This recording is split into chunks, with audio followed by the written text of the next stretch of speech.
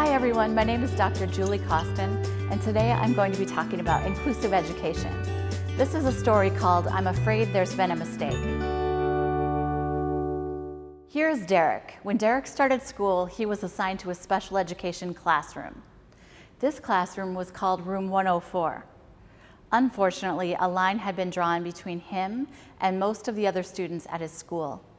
He was kept out of the regular education classroom mainly because of his IQ measure. IQ means intelligence quotient. IQ tests are an old-fashioned way to look at smartness, but they are very biased based on race and privilege, and only measure certain kinds of smart. This IQ test is still used in schools, but there are real problems with using it and drawing lines between people based on the score.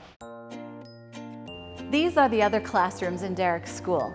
Kindergarten, first grade, second grade, third, fourth, fifth grade. Students in these rooms have scored higher than Derek on his IQ test.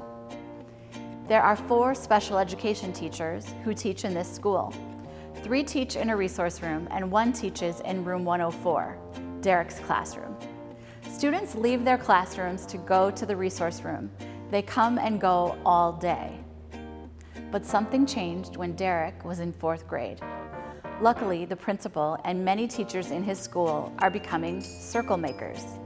They started asking about how inclusive their school was. They did not like how Derek and his classmates were in separate classrooms. They did not like all of the coming and going and all of the disruption to learning. They did not like how students had to leave the classroom to get help, and how an IQ test that they knew to be old-fashioned and biased could separate students one from the other. They wanted students to stay with and learn with their friends. They wanted to make their entire school inclusive. So Derek's school took a new IQ test, but this time, instead of the students taking the test, they measured the school. This new IQ test was called Your School's Inclusion Quotient. It is a helpful tool and it helps circle makers discover areas that are already inclusive and to highlight those areas. It is meant to help circle makers see where they can widen circles even more, because every school can become even more inclusive. Here are 4 example questions from the inclusion quotient. Do you have a clearly written public inclusive vision for your school? Do your school leaders and teachers believe that all students should have access to inclusive education? Is disability seen as a difference and not a deficit? Do all students have access to their home school, which is the school that they would attend if they didn't have a disability? After taking this new test, they realized they had work to do. One area they needed to improve was how their school was organized. They needed to make the day smoother for everyone. They did it just like this. They had to make new circles. Now there were no longer lines between students, and now students were out of those special education classrooms. All students were together inside the circles called general education classrooms.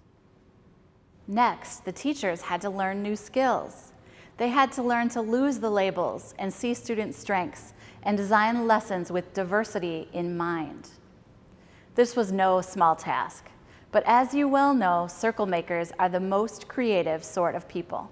In 3 years after the circle makers put in all of this work to create more inclusive schools, they found there were successes all around. Reading scores improved by 30%, math scores doubled, and best of all, students and teachers were enjoying their school experiences even more. But what about Derek? Now, as you remember, Derek moved from room 104 to a general education classroom with all 4th graders.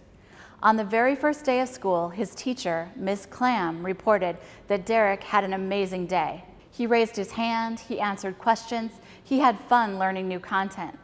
But at the end of the day, he did not want to line up and go home. Ms. Clam asked him what was wrong. He leaned over and he quietly whispered, "I'm afraid there's been a mistake.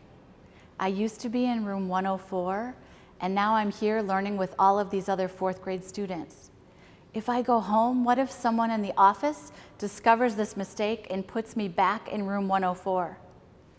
Miss Clam, who happens to be one of the best circle makers we know, leaned over and said, "There has been a mistake. But the mistake wasn't this year. It was all of those other years when you were in room 104. This year, you will be in this class and learn with all of us." "You promise?" Derek said. "I promise," she said. That year, Derek loved 4th grade. He made many friends, and guess what? Just like everyone in the school, he did better. He improved his reading, math, and spelling, much more than he ever had in room 104. I think Derek is right. We have made a mistake in education. Our mistake has been relying on outdated tests like IQs as a way to determine smartness, and using these tests to separate students. The mistake has been in thinking about smartness in only one way and missing all the ways that people are smart. One way to fix this mistake is to change what we measure. Instead of measuring how ready a student is to fit into our system, we can measure how ready our system is to support all students together. This has been I'm Afraid There's Been a Mistake. I'm Dr. Julie Causton.